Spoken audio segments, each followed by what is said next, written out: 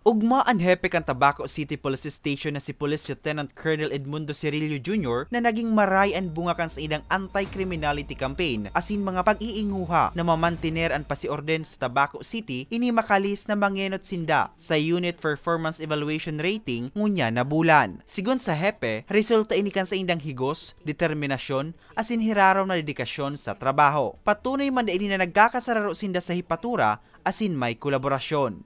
Dahilan ng teamwork ng ating mga personnel, basta sipag yung ating mga investigators. At the same time, yung ating mga personnel sa beat ay napakasisipag din. And then meron tayong na-create yung ating motor cop. Talagang very aggressive yung ating campaign pagdating dito sa implementation ng traffic rules.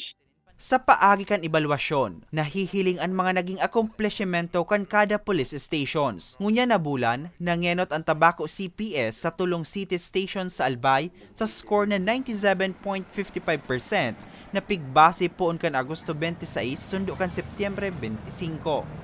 Patuloy natin itong ginagawa natin para ma-maintain natin itong pagiging number one. And of course, yung pinaka-ultimate goal natin is para maging matahimik at ligtas ang bayan ng Tabaco. 2 bulan pa sanan uminagi poon kan magtukaw si Cirillo bilang pamayo kan nasabing hipatura. Para sa mga baretang tatak Bicol, Hercules Barbacena.